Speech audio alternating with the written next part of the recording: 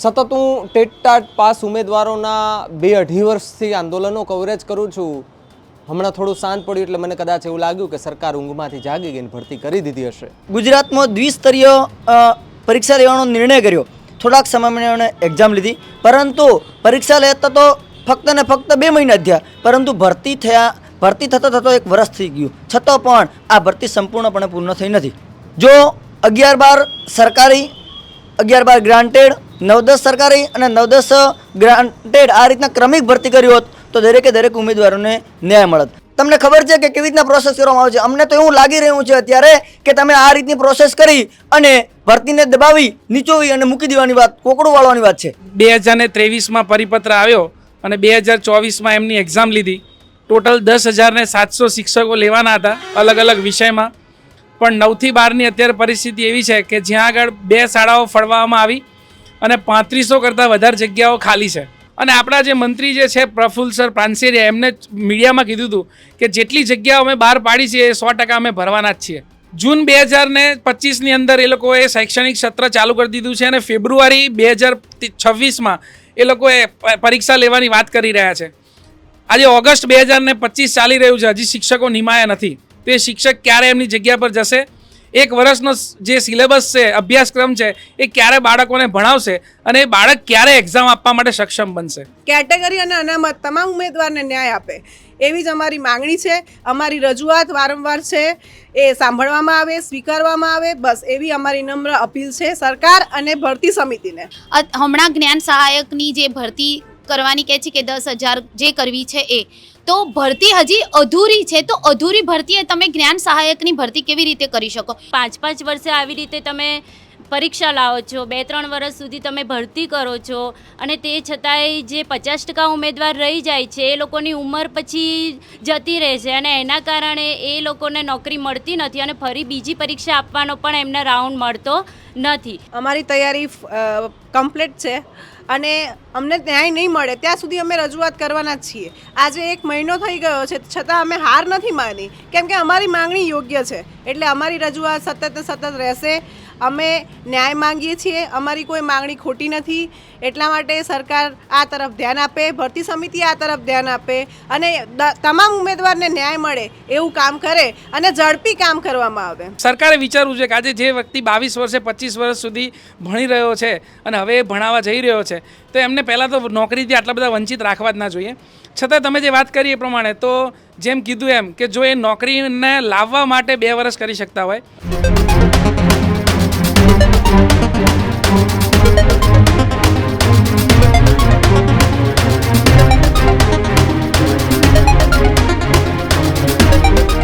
નમસ્કાર ગુજરાત. જે પ્રકારે રામે વનવાસ કર્યો હતો આપ સૌ જાણો છો, એ જ રીતે આજકાલ રાજ્યની અંદર યુવાનો એ આંદોલનનો વનવાસ કરી રહ્યા છે. મારો કહેવાનો ભાવાર્થ તમે કદાચ સમજી ગયા હશો ને. આંદોલન ક્યાં થાય? સૌથી વધારે ગાંધીનગરમાં થાય. શું કામે? વિવિધ માંગણીઓ ને પોતાના હકની લડાઈ માટે ગાંધીનગરમાં સતત આંદોલન થતા હતા. સતત હું ટેટ ટાટ પાસ ઉમેદવારોના 2-2.5 વર્ષથી આંદોલનો કવરેજ કરું છું. હમણાં થોડું શાંત પડ્યું એટલે મને કદાચ એવું લાગ્યું કે સરકાર ઊંઘમાંથી જાગી ગઈને ભરતી કરી દીધી હશે. પરંતુ જેવા પાછા સમાચાર મળે છે કે હતા ત્યાંના ત્યાં જ છે. તો સરકાર ભરતી કેમ નથી કરતી? એનું પાછળનું કઈ રીઝન હશે તો એ સરકાર અને મંત્રીઓને ખબર હશે, શિક્ષણ મંત્રીને ખબર હશે. પરંતુ જે ઉમેદવારોએ જે મહેનત કરી છે એ મહેનતનું શું? અને પહેલાં પણ હું એકવાર બોલ્યો હતો કે અત્યારે આંદોલન કરી અને ઢસડા છે, પછડા છે, એ રડશે, એને વાગશે, એ પોલીસની વેનમાં પણ બેસી જશે, એ દ્રશ્યો એના ઘરના પણ જોશે, ઘરના પણ ચિંતા કરશે અને છેલ્લે પછી તમે વય મર્યાદાનું ગતકડું નાખશો. આ બધી જ પ્રક્રિયા જે છે તે પૂર્ણ થયા બાદ આ લોકોની મહેનતનું શું? એ તો પાણી ફરી જવાનું છે. આજે વાત એ ટાટ પાસ ઉમેદવાર છે એમની કરવી છે. ગાંધીનગરમાં આજે એમણે દેખાવો શરૂ કર્યો છે. હજારોની સંખ્યામાં ઉમેદવારો ત્યાં પહોંચ્યા, વિવિધ માંગણીઓ. જોકે ત્યાં પોલીસ તો તમને ખબર જ છે, નાનકડી રજૂઆત કરવા જવી હોય તો પણ પોલીસને ત્યાં પરમિશન લેવી પડતી હોય છે. આ તો આંદોલન કરવાનું હોય, સ્વાભાવિક રીતે ન થવા દે. અટકાયતનો દોર શરૂ થાય છે. એક તરફ માજી સૈનિકો આંદોલન કરી રહ્યા છે તો બીજી તરફ હવે એ શિક્ષકો કે તે આંદોલન કરવા માટે આવ્યા છે અને આજે મારી સાથે એ શિક્ષકો અહીંયા ન્યૂઝ રૂમના સ્ટુડિયોએ પોતાની વેદના લઈને આવ્યા છે.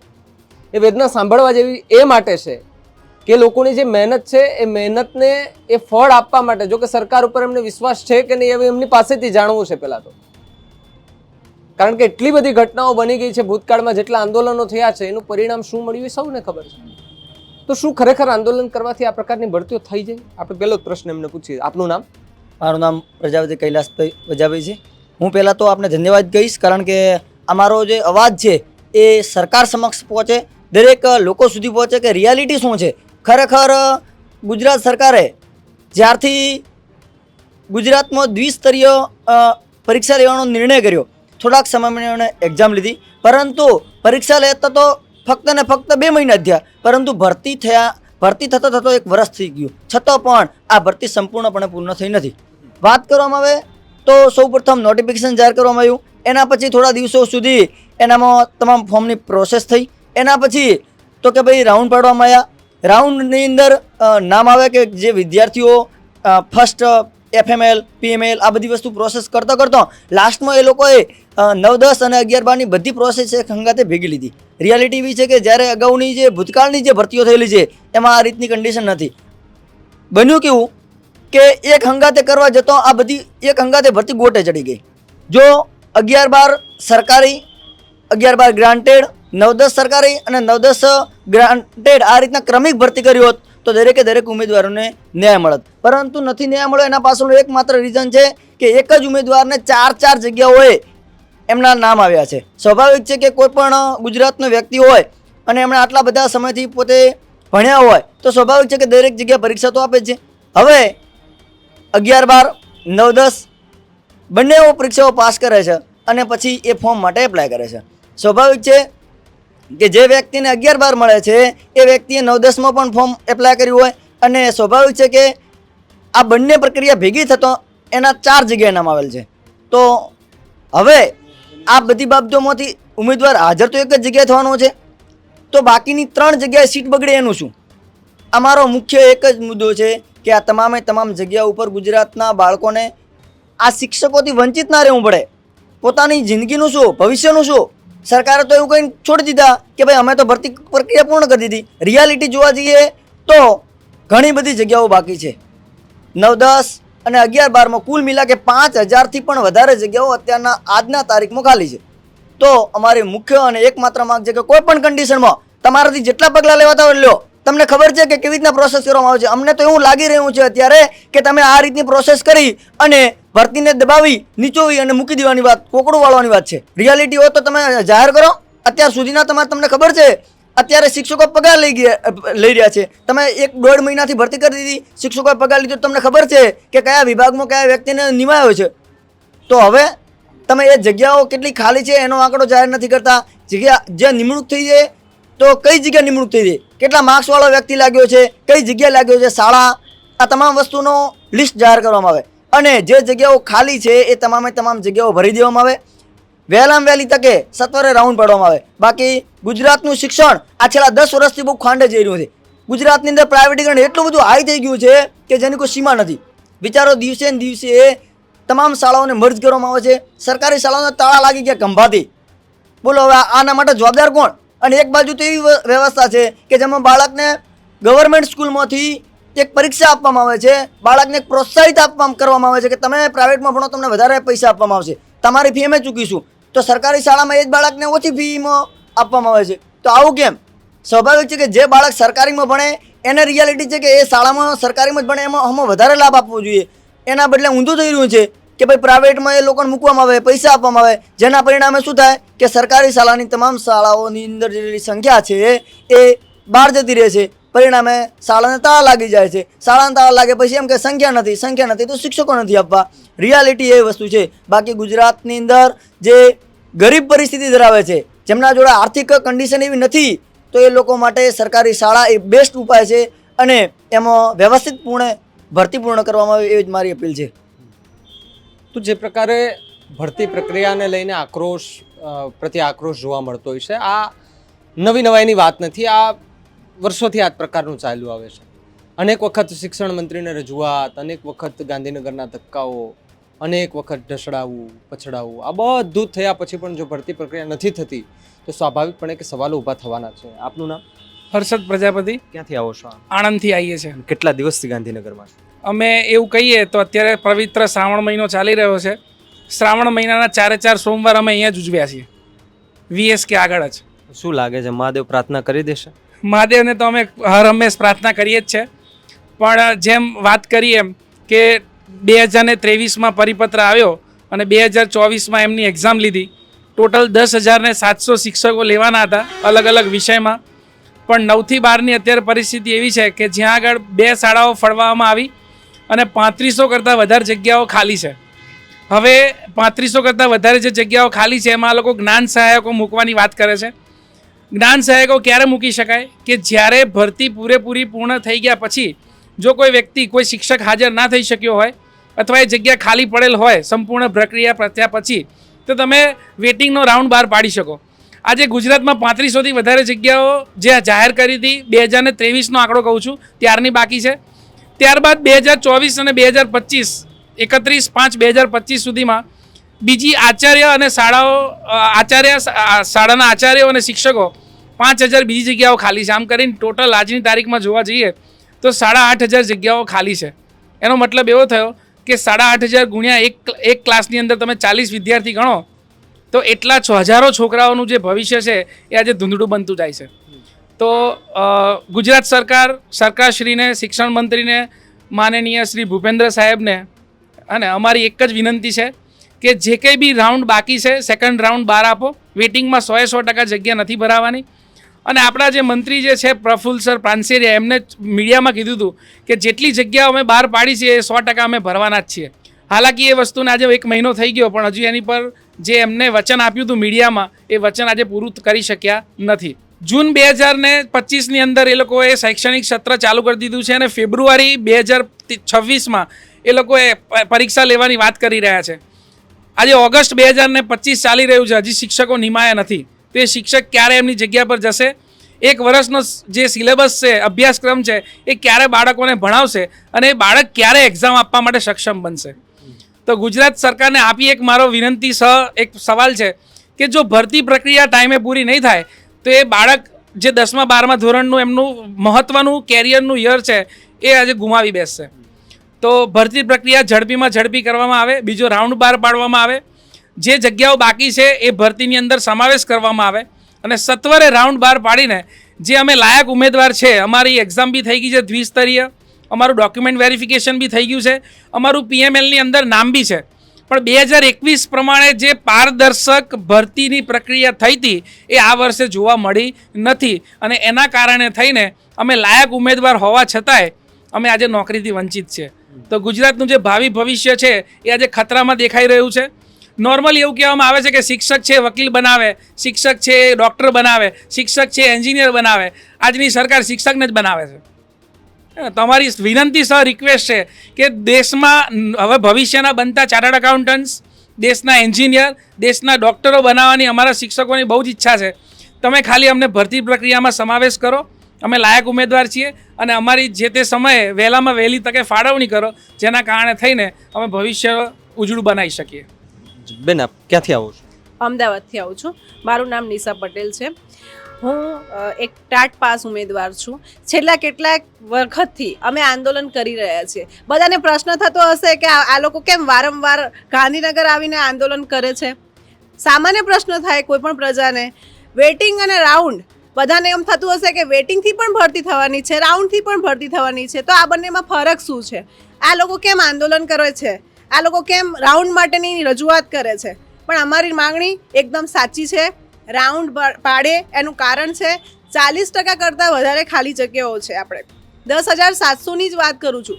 વધારે શિક્ષકની ભરતીની જગ્યા છે એ તો હું અંદર ઉમેરી જ નથી રહી.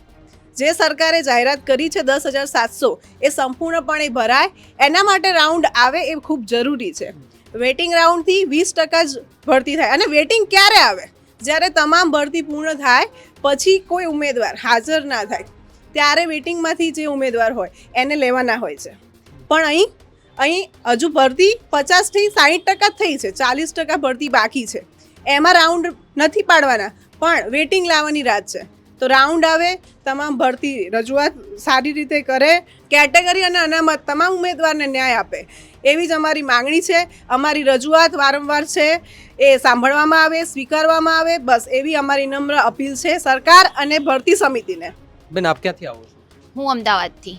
બેન કેટલા સમયથી અમદાવાદ ગાંધીનગરની અંદર આંદોલન કરી રહ્યા છો? શું શીખવા મળ્યું? આંદોલન અમે ક્યારનાય કરી રહ્યા છીએ. આમ તો પરીક્ષા દ્વિસ્તરીય ચાલુ થઈ, દ્વિસ્તરીય પદ્ધતિ થઈ તો અમે કંઈ જ એવું કહ્યું નહીં અને અમે પરીક્ષાની તૈયારી કરી. એના પછી અમે માર્ક્સ પણ મેળવ્યા છે, છતાં પણ હજી સુધી અમને ભરતીમાં મોકો મળ્યો નથી. અમે ડીવી પણ કરાવ્યું છે, પીએમએલમાં પણ નામ છે, છતાં હવે એનઈપી 2020 પ્રમાણે કહે છે કે શિક્ષણ જે છે એ કાયમી હોવું જોઈએ, એટલે કે શિક્ષક છે એ કાયમી હોવો જોઈએ. એમાં જ લખેલું છે, એમણે એ જ વખતે બહાર પાડેલું છે, છતાં પણ કાયમી નહીં અને એમને કરાર આધાર પર શિક્ષક જોઈએ છે. હમણાં જ્ઞાન સહાયકની જે ભરતી કરવાની કહે છે કે 10,000 જે કરવી છે એ, તો ભરતી હજી અધૂરી છે. તો અધૂરી ભરતી એ તમે જ્ઞાન સહાયકની ભરતી કેવી રીતે કરી શકો? જો તમે જ્ઞાન સહાયકની ભરતી કરી શકતા હોય તો એની જગ્યાએ અમારા શિક્ષણ સહાયકની જેનું નામ ડીવી થઈ ગયેલું છે, PML 2માં નામ છે, તો એ ભરતી તમે શિક્ષણ સહાયકમાં કરો. અને ડબલ જગ્યાએ એટલે બંને જગ્યાએ અમુક 4 જગ્યાએ છે, તો વ્યક્તિ એક જ જગ્યાએ હાજર થઈ શકે, એક જગ્યાએથી સેલેરી લઈ શકે. તો એ ખ્યાલ જ છે કે અહીંયા અમે સેલેરી આપીએ છીએ, 3 જગ્યાએ સેલેરી આપવાના નથી. તો એ લિસ્ટ પણ બહાર પાડે કે અહીંયા 3 જગ્યાઓ ભરાઈ નથી, એક જગ્યાએ ભરાઈ છે. અમુક એવા પણ ઉમેદવાર હોય છે કે જે હાજર નથી થતા, તો એ જગ્યા ખાલી પડે છે, તો એ પણ બતાવવામાં નથી આવ્યું કે એ જગ્યા ખાલી છે. તો એ પણ બતાવવામાં આવે કે જગ્યા આટલી ખાલી છે. આ જે જગ્યા છે એ પારદર્શી નથી રહી. અમને કંઈ જ ખ્યાલ નથી હોતો કે કેટલી જગ્યા ખાલી છે, શું થઈ રહ્યું છે. તો નામ વાઇઝ, લિસ્ટ વાઇઝ કેટલા એમના માર્ક્સ છે, એમની ક્યાં ભરતી થઈ છે, એ બધું જ લિસ્ટ વ્યવસ્થિત રીતે આપવામાં આવે. એટલે 31/5/2025ની ગણતરીએ કહીએ તો બીજી પણ જગ્યાઓ ઘણા રિટાયર થયા છે, તો એના કારણે જગ્યામાં વધારો કરવામાં આવે અને સેકન્ડ રાઉન્ડ આપવામાં આવે. કેમ કે સેકન્ડ રાઉન્ડની જરૂર છે, કેમ કે 50% જ ભરતી થઈ છે અને 50% બાકી છે. તો વેઇટિંગ લિસ્ટ તો થઈ જ ન શકે, કેમ કે વેઇટિંગ લિસ્ટમાં 20% આવે. તો એના માટે સેકન્ડ રાઉન્ડ, એમાં કહેવાય છે કે ધોરણ 1 થી 5માં જે ભરતી થઈ એમાં સેકન્ડ રાઉન્ડ આપ્યો, થર્ડ રાઉન્ડ આપ્યો અને પછી હજી ચાલુ છે. તો તમે જો 1 થી 5માં આપી શકો, 6 થી 8માં આપી શકો, તો 9 થી 10 અને 11 થી 12માં કેમ નહીં? એટલે second round, third round, fourth round, જ્યાં સુધી એક પણ જગ્યા બાકી હોય ત્યાં સુધી રાઉન્ડ આપવા જરૂરી છે. અને સામે લાયક ઉમેદવાર ઊભા છે.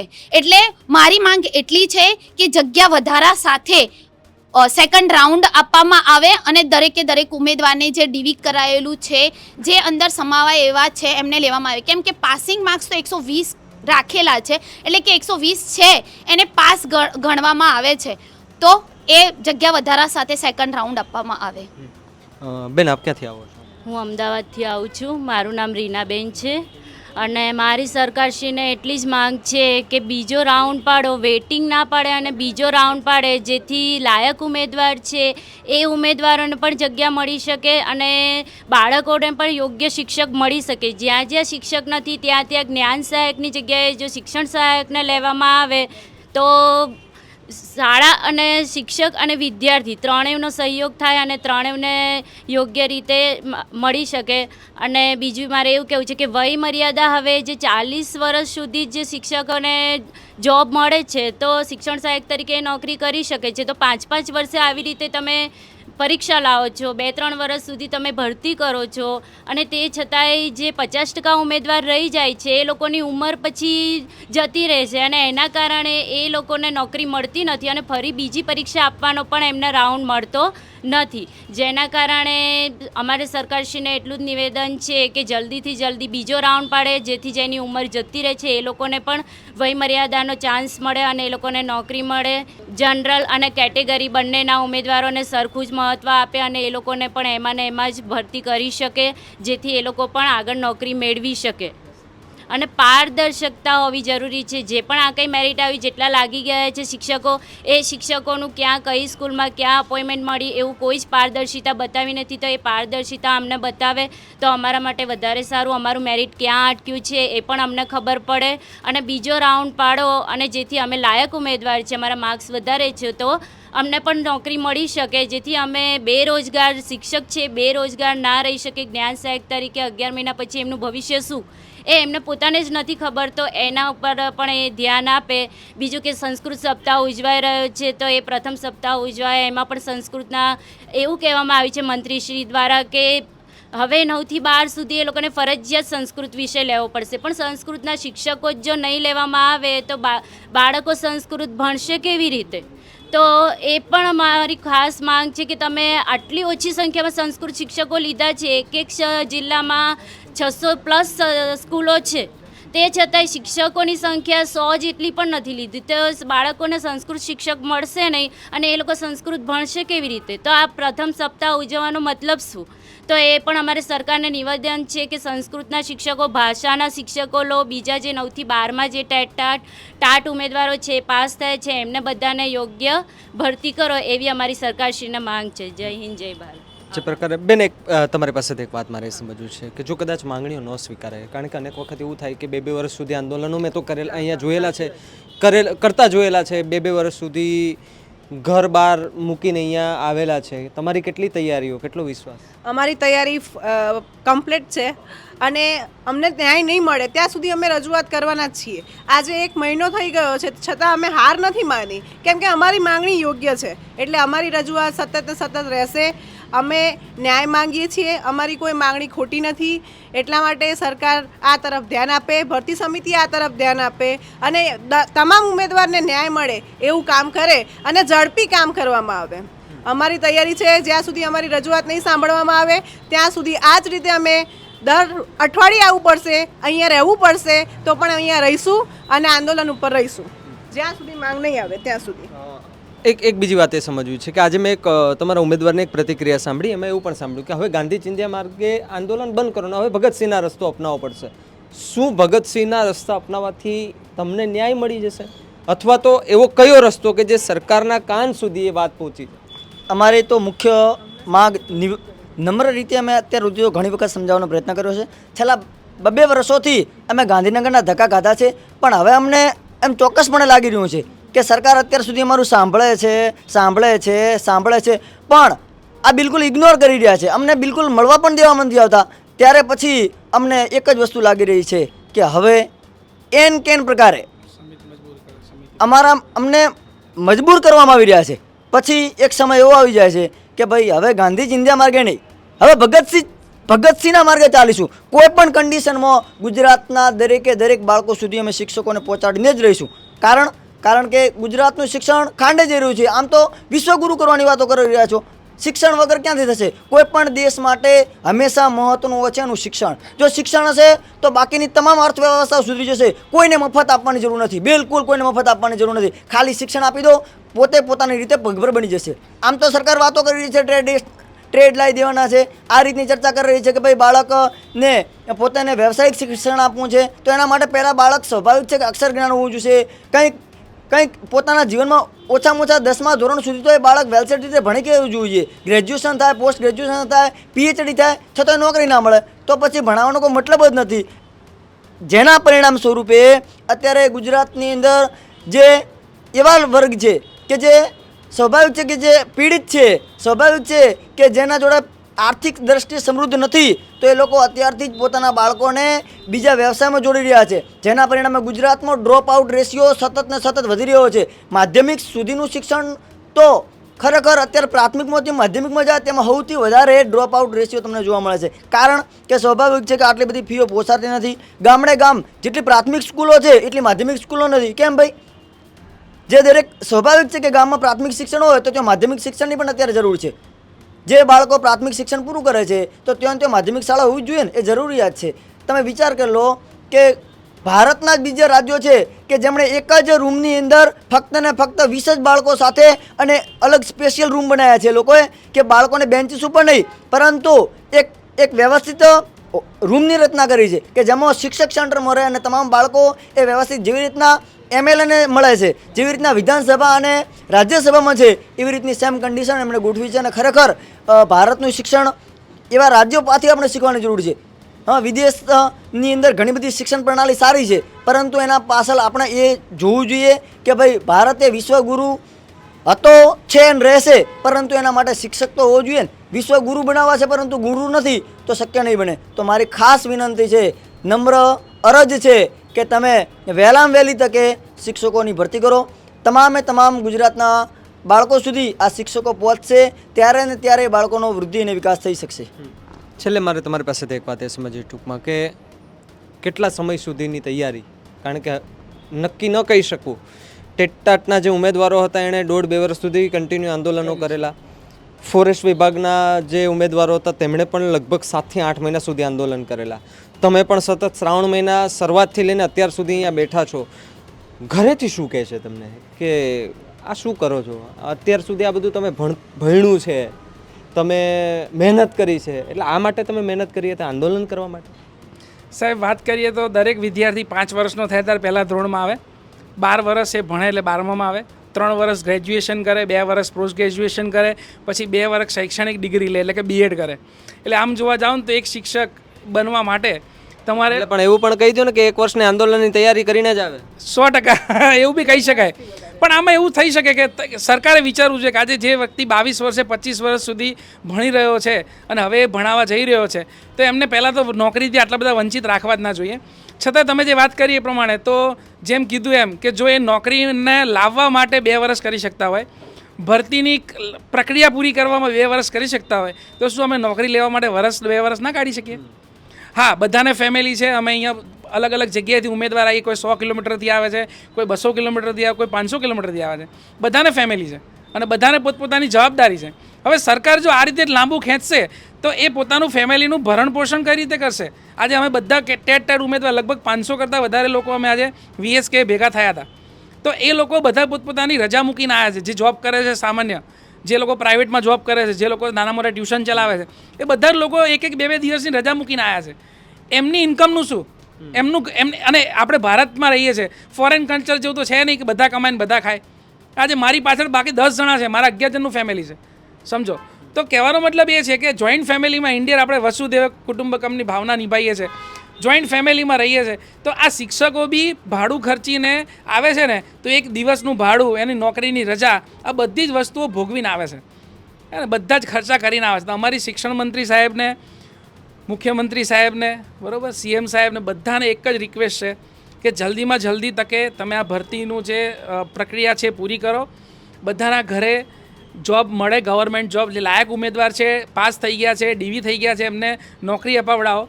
કારણ કે પ્રાઇવેટાઇઝેશન જે છે એની અંદર શોષણ જ થાય છે ઉમેદવારનું. એટલે અમારી રિક્વેસ્ટ છે કે વહેલેમાં વહેલી તકે આ પૂરું કરવામાં આવે ભરતીની પ્રક્રિયા. અને નકે જેમ કીધું એમ કે નાનો છોકરો હોય ને, નાના છોકરામાંથી બી વસ્તુ શીખવાની છે કે એ કોઈ બી વસ્તુ માગે ને તો જ્યાં સુધી એ મળે નહીં ત્યાં સુધી એ જીદ કર્યા જ કરે છે. તો અમારી પણ ભૂપેન્દ્ર દાદાને એક રિક્વેસ્ટ છે કે અમે તમારા બાળકો જ છીએ, અમને જ્યાં સુધી ગવર્મેન્ટ નોકરી નહીં મળે ત્યાં સુધી અમારી જીદ ચાલુ જ રહેશે. સ્વાભાવિકપણે આક્રોશ જોવા મળે કે જ્યારે આટલી મહેનત કરી અને ત્યાર પછી પણ જો એમને પરિણામ ન મળે, સ્વાભાવિકપણે કે જીદ ઉપર ઉતરી આવવાના છે. પરંતુ થાય છે એવું કે પછી કાં તો એ પોલીસની ઝપટે ચડી જાય છે, વેનમાં બેસાડી અને પછી એમને ડિટેન કરી લેવામાં આવે છે, બીજું તો કશું નથી થતું. પરંતુ જ્યારે એવા અમુક દ્રશ્યો સર્જાય છે ને ત્યારે ખરેખર એવું થાય છે કે કેમ આ પ્રકારના દ્રશ્યો સર્જાય છે. આની પહેલાં પણ આપણે જોયું છે કે આંદોલનમાં એ દીકરીઓને ઢસડાય, એમના કપડાં ફાટ્યા, અને વિડીયો જો એના ઘરનાએ જોયો તો એક એની આંખમાંથી આંસુ નહીં નીકળાવ કે અમારી દીકરીઓને આ માટે ભણાવ્યા હતા કે ત્યાં ગાંધીનગરમાં જઈને ઢસડાય. ભાઈ, સરકારી અધિકારીઓ ત્યાં હોય, સરકારી નેતાઓ જે ગાંધીનગરમાં હોય, જેનું નામ ગાંધીનું ગાંધીનગર કહેવાય, જેનું ગુજરાતનું પાટનગર ગાંધીનગર કહેવાય, ને ત્યાં આ પ્રકારના જો દ્રશ્યો આવે સામે તો સાહેબ કેટલું ભયાનક વાત કહેવાય. આ પણ સરકારે વિચારવાની જરૂર છે. અને મને લાગે છે કે ટૂંક સમયમાં જે 3 દિવસનું જે સત્ર પણ આવવાનું છે એની અંદર આ મુદ્દા વિશે ચર્ચા કરવી ખૂબ જરૂરી છે. અને આની પહેલાં પણ મેં કીધેલું છે કે સારી શાળાઓ બનાવે છે સરકાર, સારા ઇક્વિપમેન્ટ આપે છે સરકાર, તો સારા શિક્ષકો કેમ નથી આપતા? આજે પણ એવી ઘણી બધી શાળાઓ છે કે જેમાં તાળા લાગે છે. એક કહી શકાય કે 5-5, 6-6 વર્ગના બાળકો એક ક્લાસરૂમમાં બેસીને ભણવા માટે મજબૂર બને છે. એક શિક્ષક 4-4 વર્ગના બાળકોને ભણાવે છે અને ત્યારે એમને કંઈ તકલીફ નથી થતી. પરંતુ અહીંયા જે આ લોકો નોકરી માગવા આવે છે તો તમને તકલીફ થાય છે.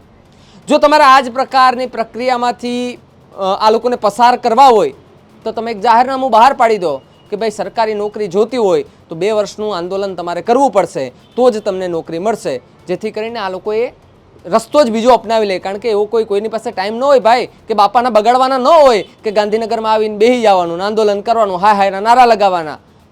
શિક્ષણ મંત્રી હાય હાય, ભૂપેન્દ્ર દાદા, આ બધા હાય જે નારા લગાવે એ કહી શકાય કે એમનો જે કામ ધંધા છે એ બધા મૂકીને એ આવે છે. કહેવાય છે તો એ બેરોજગાર ને. બેરોજગાર શા માટે? કારણ કે એણે રોજગારી મેળવવા માટે થઈને એટલી મહેનત કરી છતાં પણ એ બેરોજગાર કહેવાય છે. અને એ બેરોજગાર શિક્ષક, આપણે શિક્ષક કહીએ છીએ ને, માં અને શિક્ષક ને આ બધા આપણે જ્યારે શબ્દો બોલીએ છીએ ને ત્યારે આપણને એવું થાય કે માં ન હોય ને તો એક શિક્ષક છે ને એ માની જગ્યા કદાચ ખાલી જગ્યાએ પૂરી દેતો હોય છે. કારણ કે એટલું જ્ઞાન આપે છે ને માં જેટલું જ્ઞાન આપે છે, એ ઉછેરવામાં એને જ્ઞાન આપે છે. પરંતુ આ આખી પ્રક્રિયામાંથી થઈ અને હવે એ આંદોલનનો રસ્તો અપનાવવા માટે જઈ રહ્યા છે. મેં તો આની પહેલાં પણ કીધું હતું કે તૈયારીની સાથે સાથે 5-7 મહિનાનું આંદોલનનું તૈયારી પણ કરી લેજો, ઢસડાવાની પણ તમે તૈયારી કરી લેજો, કપડાં ફાટશે એની પણ તૈયારી કરજો, 2-3 જોડી એક્સ્ટ્રા રાખજો. કારણ કે અહીંયા ઢસડાવવું પણ પડશે, પછડાવવું પણ પડશે, રડવું પણ પડશે, રાડો પણ પાડવી પડશે, પરંતુ જે હકનું છે એ તો માગવું પડશે ને.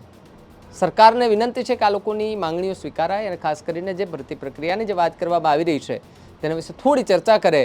એવું નથી કહેતો કે બધા સાથે ચર્ચા કરે, 2-5 લીડરો છે તેમને બોલાવે, તેમની સાથે અંગત ચર્ચા કરો, જે પ્રક્રિયા જે છે તેમાં શું ક્યાં અટકાઈ રહ્યું છે તેના વિશે કહી શકાય કે વાતચીત કરો, જેથી કરીને એક ઉકેલ આવે.